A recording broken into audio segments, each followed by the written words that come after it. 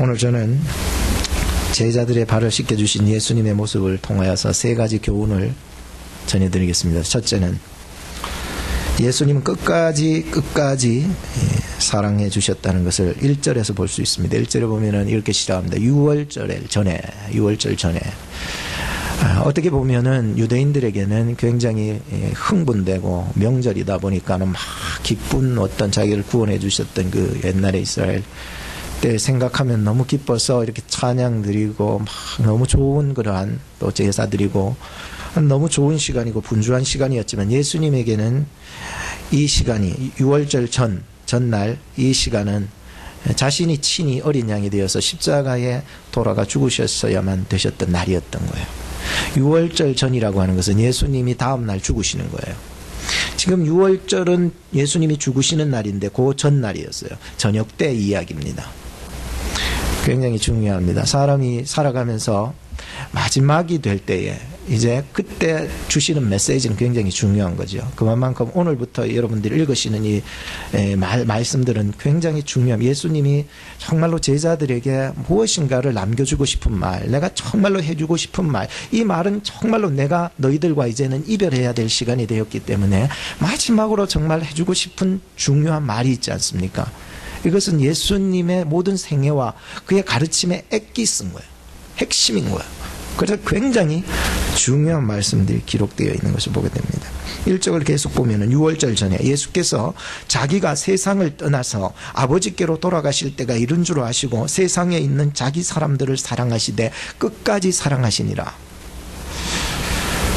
영상을 하나 잠깐 보면서 말씀을 계속 이어가도록 하겠습니다. 잠깐 한번 보시기 바랍니다.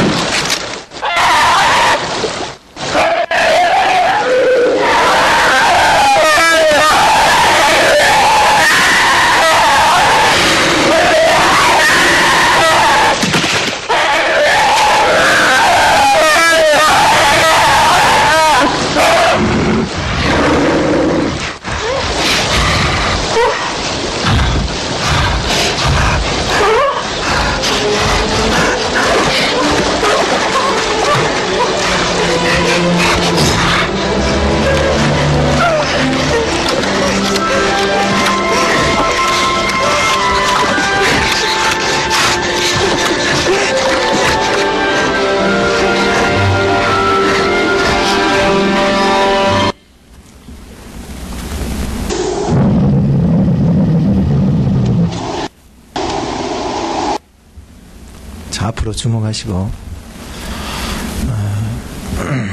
무슨 생각을 하셨습니까? 예수님은 끝까지 우리를 사랑해 주셨지. 예수님은 절대 포기하지 않으신 하나님, 자기의 목숨까지 내어주시면서 우리를 살려주시기 위해서 끝까지 사랑해 주신 예수님이셨습니다. 포기하면 내가 포기한 거지, 예수님은 포기하지 않고 우리를 구원하여 주셨다는 사실을 꼭 믿으시기를 바랍니다. 오늘 우리가 살아가면서 여러분과 제가 구원받은 것은 예수님께서 끝까지 나를 포기하지 않으신, 끝까지 나를 사랑하신 사랑 때문이다 라고 하는 사실이었습니다. 예수님은 지금도 여러분들을 사랑하고 계시는 줄로 꼭 믿으시기 바랍니다. 둘째는 예수님은 사명과 목적이 분명했습니다. 3절 말씀을 보니까 저녁 먹는 중에 예수는 아버지께서 모든 것을 자기 손에 맡기신 것과 또 자기가 하나님께로부터 오셨다가 하나님께로 돌아가실 것을 아셨다라고 기록하고 있습니다. 예수님은 십자가의 길을 가기 위해서 두 가지 알고 계셨습니다. 하나는 하나님께서 자기에게 맡겨주신 그 사명을 알았고, 또 하나는 내가 어디서 와서 어디로 가는지를 알게 되었다는 것입니다. 사랑하는 성도 여러분, 우리가 살아가면서 알아야 될 것이 있지 않겠습니까? 정말로 우리의 삶 가운데 내가 뭐 때문에 이 땅 가운데 살아가고, 내가 뭐 때문에 지금 하나님 앞에 예배드리고, 내가 정말로 뭐에 쓰임을 받고 있는지를 좀 알 필요가 있지 않겠습니까? 예수님은요, 이렇게 사명에 완전히 분명했습니다. 그리고 또한 어디서 와서 어디로 가는지를 아셨습니다. 사랑하는 여러분, 이 말씀은 영적으로 우리에게 주는 좋은 귀한 교훈이 있습니다. 그것은 바로 우리가 이 땅 가운데 살아가면서 예수 그리스도를 본받는 삶, 예수 그리스도를 닮아가는 삶, 이것이 여러분들에게 사명이 되기를 주의 이름으로 축복합니다. 하늘의 보리에서는 보리가 열리는 거예요. 예?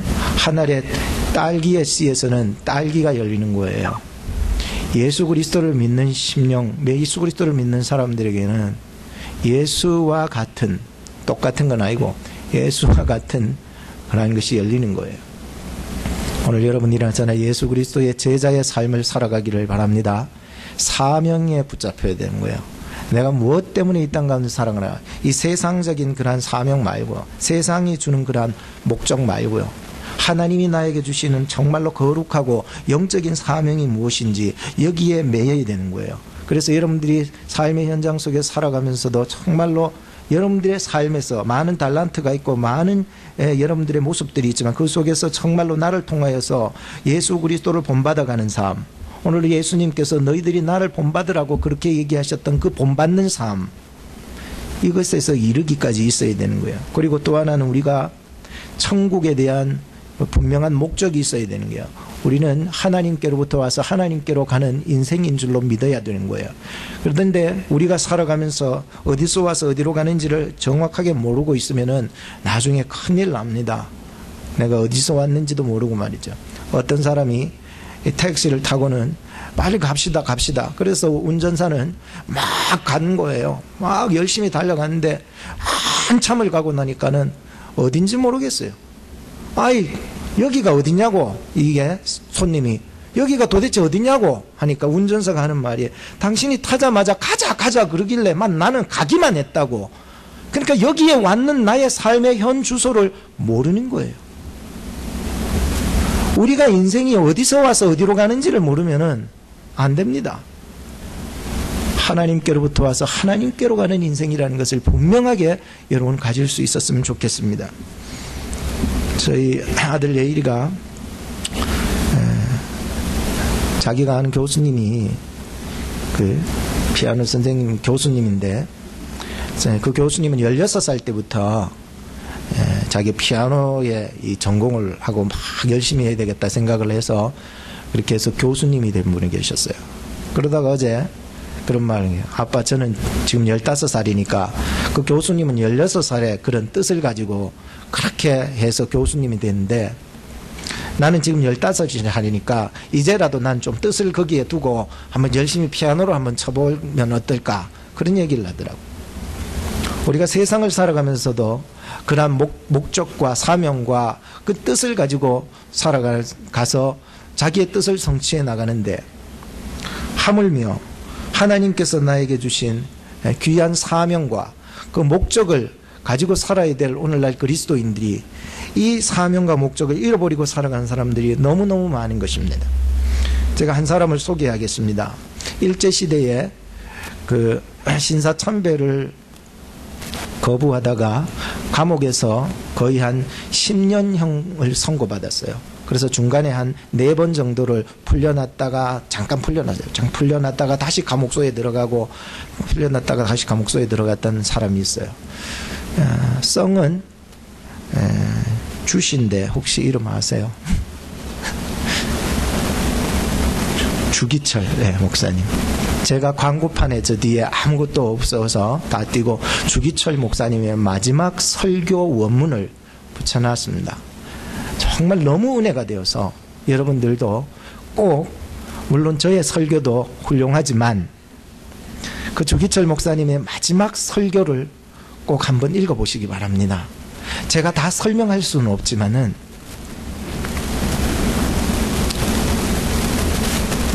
80이 넘으신 그 할머니, 어머님, 그리고 아내는 병이 들었고 자식들 둘레기 있는데 아직 어리고, 이런 애들을 두고서 이제 마지막으로 교인들 앞에서 자기가 앞으로 이제 가서 이제 마지막에 가기 전에 이제 과목소에 들어가게 될 것을 아시고는 마지막으로 평양 그 산정형 교회에서 설교를 하신 거예요. 그 설교의 제목은 5종의 나의 기원, 5가지의 나의 소망이라는 거죠. 사랑하는 어머니를 주님께 부탁합니다. 저는 아주 짧게 합니다. 곧 단락이 5개가 있는데 그 3번째 단락 중간 부분만 제가 얘기를 하는 거예요. 이 주기철 목사님도 자기가 사랑하는 그 사람들에 대한 그 사랑이 끝까지 있었던 거예요. 노모님을 주님 손에 부탁합니다. 병든 우리 아내를 부탁합니다. 저의 자녀들을 주님 손에 부탁합니다. 우리 성도님들을 주님 손에 부탁합니다. 그리고 저는 주님의 뒤를 따라가렵니다. 이런 내용인데 사실 제가 얘기하는 것은 별로지만 한번 읽어보시면 굉장히 많은 은혜가 되리라 생각을 합니다. 내 이내 몸은 부서져도 견딜 수 있지만 자식들 우는 소리, 부모 처자 고통당하면 견딜 수 없어 예수 배반하고 순교의 길에서 돌아선 자도 많습니다. 인간의 얽매인 정이여 나를 얽매이지 말라, 얽매게 말라. 부모 처자를 예수보다 더 사랑하는 자는 우리 주님께 합당치 아니하노라. 우리의 믿음을 다시 한번 점검해 봅시다. 예수님께서도 이 땅 가운데서 자기 사람들을 사랑하시되 끝까지 사랑하셨지만 이제 모든 것을 내려놓고 하나님의 뜻을 위해서 십자가를 지기 위해서 가셨습니다. 주기철 목사님께서도 주의 길을 위하여서, 십자가의 길을 위해서, 이 순교의 길을 가야 하기 위해서 자기의 늙으신 모친과 병든 아내와 자녀들을, 그리고 사랑하는 성도님들을 주님 손에 부탁하며 주님 내 영혼을 받아주시옵소서 하고 가셨습니다. 일본 순사들한테 끌려가서 호되게 고문을 당하고 감옥 구석에서 쪼그리고 돌아가신 거예요.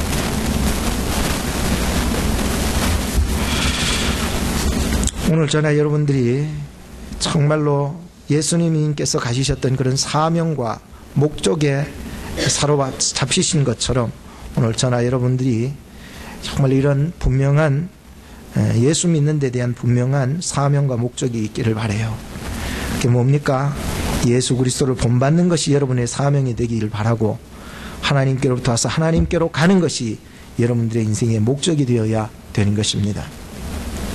세 번째로 제가 말씀드리고 싶은 것은 예수님은 종이 되셨습니다. 4절에서 5절 말씀을 보니까 예수님께서 종이 되셨다는 것을 볼 수가 있었습니다. 예수님께서 죽으시기 전날이었습니다. 저녁이었습니다. 그런데 이 마지막 죽으시기 전날 저녁에 중요한 두 가지 사건이 있었습니다. 무슨 일을 하셨냐면, 하나는 마지막 만찬, 즉 최후의 만찬, 우리가 잘 아는 최후의 만찬을 하셨습니다. 그리고 또 하나가 바로 오늘 본문에서 봤던 세족식을 하셨던 것입니다. 오늘 여러분들이 요한복음을 보면서 이 최후의 만찬에 대해서 거론은 하지만 다른 세 복음, 공간복음이라 그러는데, 이 세 복음서 마태, 마가, 누가요 복음에서는 이 세족식에 대해서는 얘기가 없어요.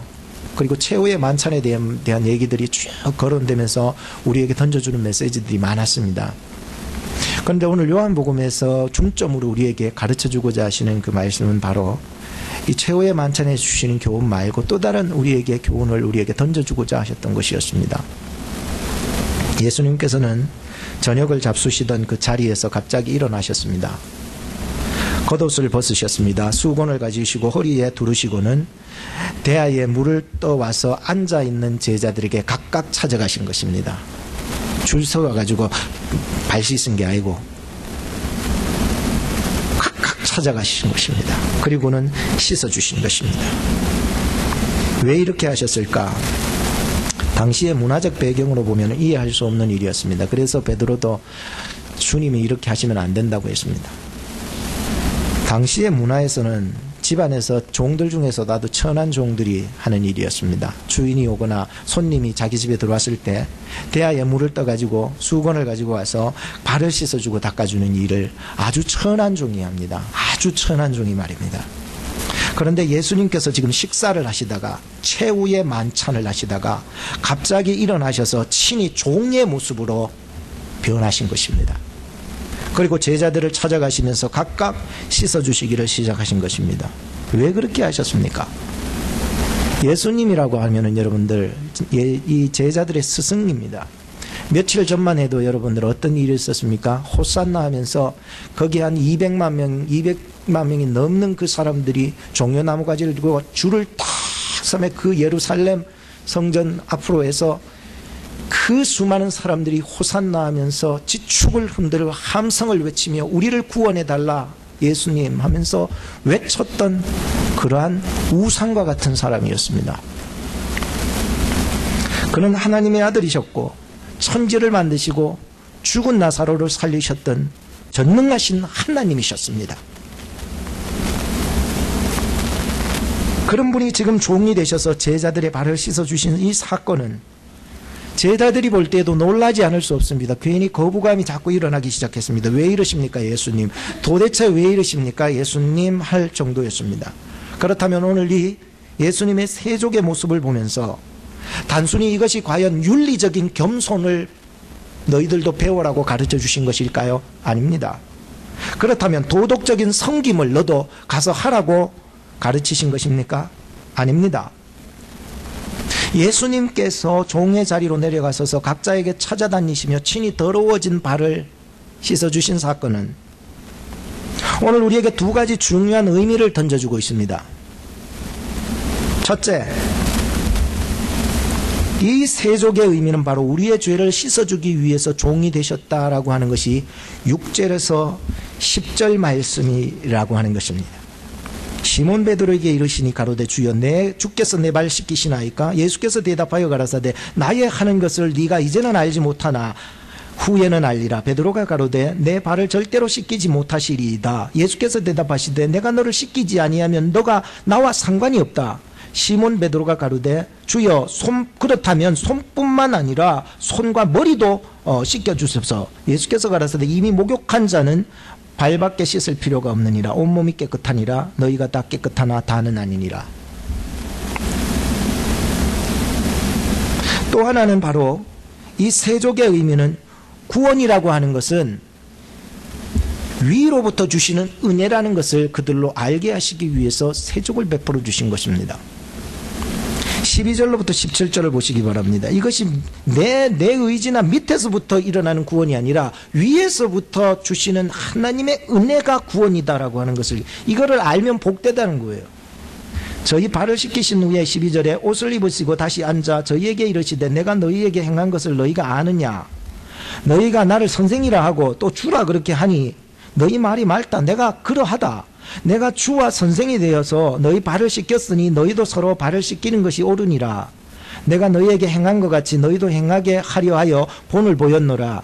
내가 진실로 진실로 너희에게 이르나니 종이 상전보다 크지 못하고 보냄을 받은 자가 보낸 자보다 크지 못하니 너희가 이것을 지금 이 가르친 세족의 의미를 내가 너희 발을 씻겨주신 이것을 너희가 알고 정말로 너희가 살아간다면 너희들은 참된 구원을 받는 이러한 참된 복된 백성이 될 것이다 라고 하는 말씀이었습니다. 우리가 예수님을 믿음으로 말미암아 온몸이 목욕을 하게 되고 깨끗해져서 천국의 백성들이 된 줄로 여러분 꼭 믿으시기 바랍니다. 이게 뭐냐면 원죄가 해결됐다는 거예요. 원죄는 예수 그리스도 진정으로 믿으면서 체험받게 되는 거예요. 그런데 두 번째로 이 깨끗하게 목욕을 했지만 그러나 이 땅에 사는 동안이 있어요. 내가 있어요. 내가 육체를 가지고 이 땅 가운데 살아가는 게요. 천국 갈 때까지는 내가 있는 거예요. 근데 이 땅에 살아가는 동안에 끊임없이 찾아오는 죄의 유혹들 때문에 우리는 자꾸만 발이 넘어지는 거예요. 가다 엎어지기도 하고 넘어지기도 하게 되는, 이걸 뭐라 그러냐면은 자범죄라 그러는 거예요. 여러분 혹시 이 땅 가운데서 여러분 육신 가지고 이 땅 가운데 살아갈지라도 인생 포기하지 마시기 바랍니다. 혹시 넘어진다 할지라도 여러분들의 인생이 정말로 유혹되어서 너무 아프게 넘어졌다 할지라도 인생은 포기하지 마세요. 이미 우리가 예수 안에서 구원받은 백성은 10번 100번 넘어져도 십자가 밑에 나가게 될 줄로 믿습니다. 구원받은 백성은 반드시 돌아와서 회개하게 됩니다. 구원받은 백성은요 죄의 유혹을 이길 수 있는 힘을 달라고 십자가 밑에서 간구하더라 말이에요. 그래서 한번 위에서 붙잡은 사람은요 천국 가는 그날까지 주님께서 반드시 인도해 주시고 우리를 이루어가는 구원, 뭐예요? 성화를 이루어가게 만들어 가시더라 말이죠. 근데 이 사실을, 이 두 가지 사실을 우리 죄를 씻어주기 위해서 종이 되셨고 구원은 위로부터 주시는 은혜다는 이 두 가지 중요한 사실을 너희가 알고 믿는다면 너희들의 믿음이 복된 믿음이 된다는 거예요. 여러분 빌립보서 2장 1절에서 8절 말씀을 함께 보도록 합시다. 중요한 말씀입니다. 자, 같이 읽어봅시다. 시작. 그러므로 그리스도 안에 무슨 권면이나 사랑의 무슨 교제나 긍휼이나 자비가 있거든 마음을 같이하여 같은 사랑을 가지고 뜻을 합하여 한 마음을 품어 아무 일에든지 다툼이나 허용으로 하지 말고 오직 겸손한 마음으로 각각 자기보다 남을 낫게 여기고 각각 자기 일을 돌아볼 뿐더러 또한 각각 다른 사람의 일을 돌아보아 나의 기쁨을 충만케 하라. 자, 계속 시작. 너희 안에 이 마음을 품으라. 곧 그리스도 예수의 마음이니 그는 근본 하나님의 본체시나 하나님과 동등됨을 취할 것으로 여기지 아니하시고 오히려 자기를 비워 종의 형체를 가져 사람들과 같이 되었고 사람의 모양으로 나타나셨으며 자기를 낮추시고 죽기까지 복종하셨으니 곧 십자가에 죽으심이니라. 아멘. 여러분, 이 겸손이라고 하는 것은요 제가 짧게 말씀드리면 굉장히 중요한데 이 예수님의 겸손은요 내 속에서 내 안에서 일어나는 것이 아니에요. 1절에서 말씀했듯이 그러므로 그리스도 안에서 내가 하는 거예요. 이게 겸손이라고 하는 것은요 그리스도 안에서 권면할 때도 사랑할 때도 교제할 때도 긍휼을 베풀 때도 이게 동정이 되지 않기 위해서는 이 예수님의 겸손을 가져야 해요.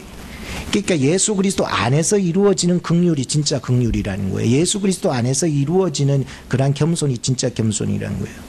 그러므로 우리가 겸손이라고 얘기할 때 그리스도 안에서 이루어져야 된다는 것. 첫째, 2절에 보면 마음을 같이하여 같은 사랑을 뜻을 합하여 한 마음을 품는다는 거예요. 겸손은요 한 마음을 품는 거예요.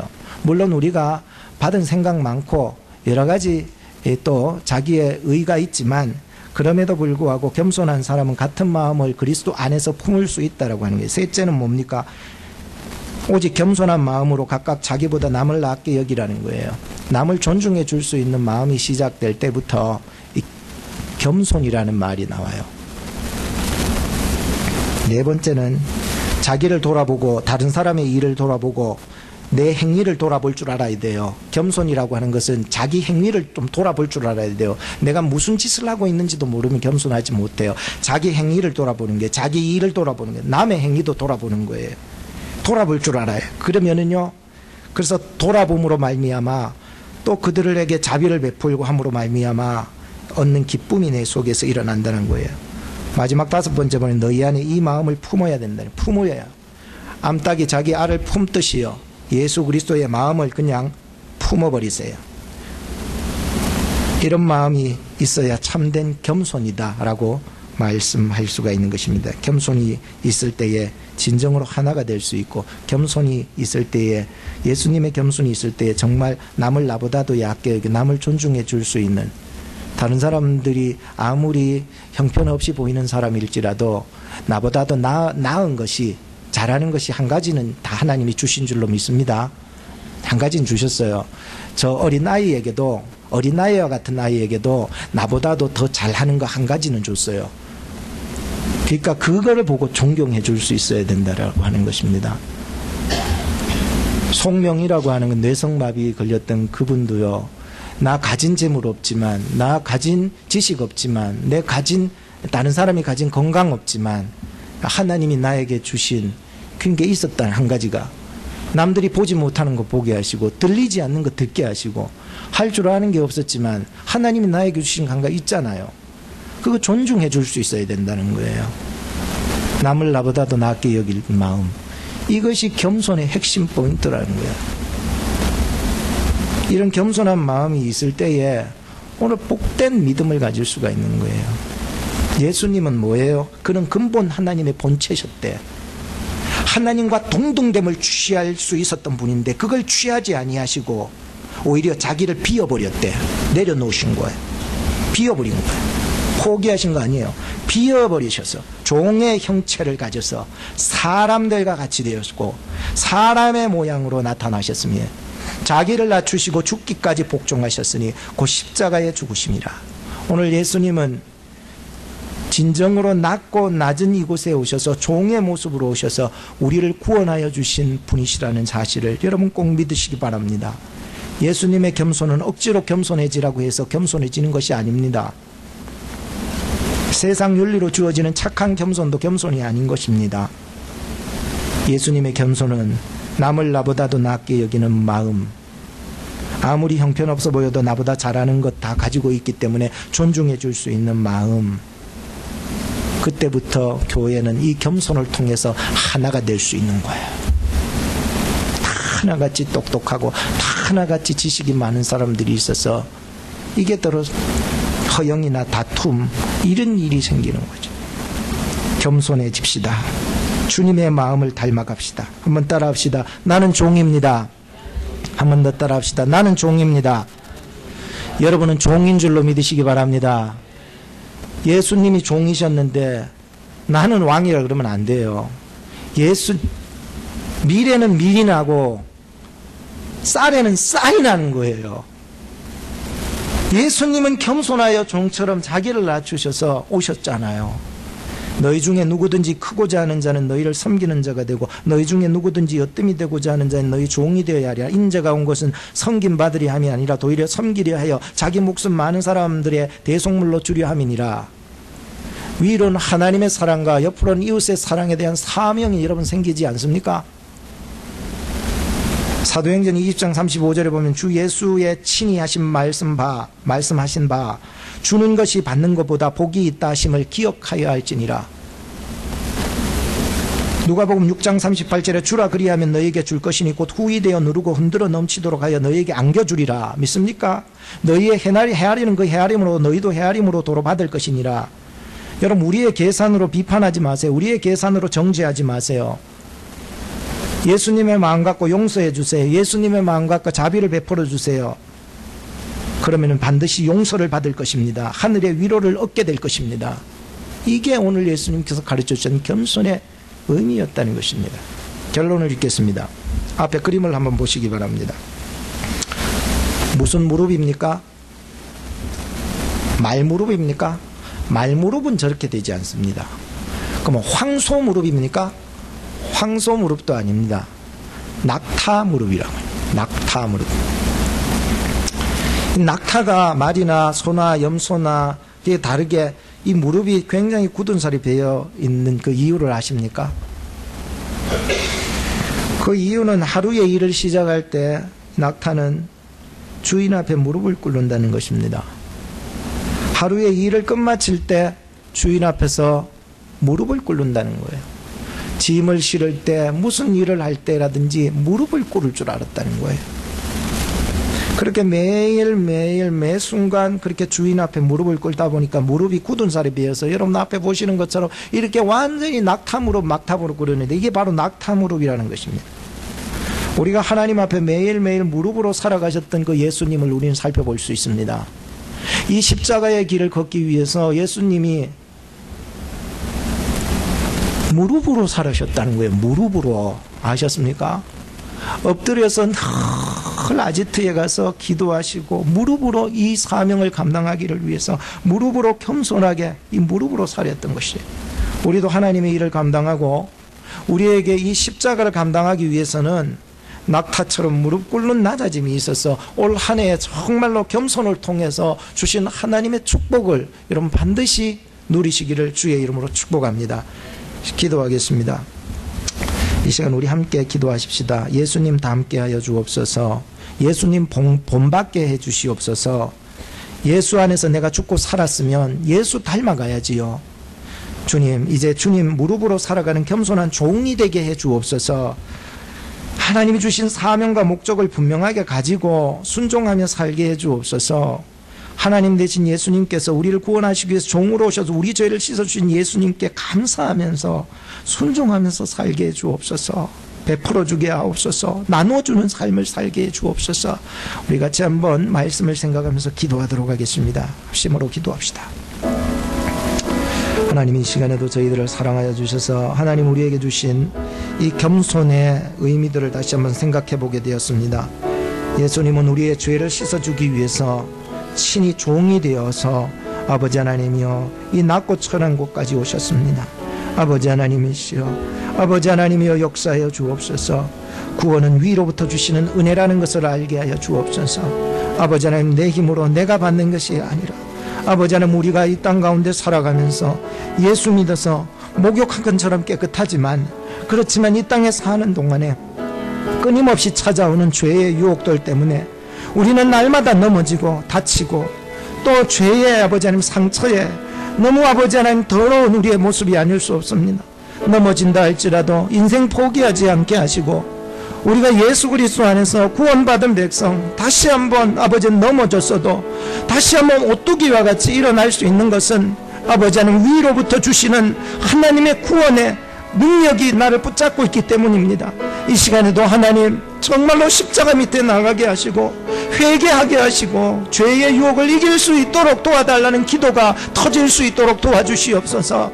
아버지 하나님 반드시 붙잡아 주시고 선택받은 하나님의 백성은 천국 가는 그날까지 아버지 하나님이여 우리가 비록 넘어져도 구원을 이루어 가시는 하나님이십니다. 우리를 사랑하시되 끝까지 사랑하신 예수 그리스도의 사랑을 우리가 품으며 살아갈 수 있도록 도와주옵소서. 그는 근본 하나님의 본체셨지만 하나님과 동등됨을 취할 것으로 여기지 않으시고 자기를 비어서 종의 형체를 가져서 이 낮고 낮은 곳까지 오셔서 복종하셨습니다. 아버지 하나님이여 나에게도 주님 닮아갈 수 있게 하여 주옵소서. 주님 본받아 살아갈 수 있도록 도와주시옵소서. 아버지 하나님 역사하여 주옵소서. 그리하여 저 하늘의 아버지 하나님 소망을 가지고 천국의 아버지 하나님 나의 인생의 목적을 두며 살아갈 수 있도록 인도하여 주시옵소서. 우리의 아버지 하나님이여 정말로 사명과 목적이 육적인 것이 아니라 유대인들이 아버지 하나님 호산나며 외쳤던 아버지 하나님이시여 아버지 하나님 그러한 마음이 아니라 아버지 하나님 이 시간에도 우리의 마음이 영적으로 거듭나 주님 안에서 아버지 하나님 예수님 본받으며 천국 바라보며 살아가는 저희들 되게 하여 주시옵소서. 예수님의 이름으로 기도합나이다. 하나님 감사합니다. 오늘도 주님 다 함께 하시고 주님 본받게 하시고 주님 무릎으로 살아가셨던 그 겸손의 뒤를 저희들 따라가며 우리에게 맡겨주신 십자가를 겸손하게 감당할 수 있는 저희들 되게 하여 주옵소서. 우리의 생각의 계산법으로 살아가지 않게 하시고 베풀어주며 나눠주며 그렇게 살아갈 수 있는 저희들 되게 하여 주옵소서. 예수님의 이름으로 기도하옵나이다. 아멘.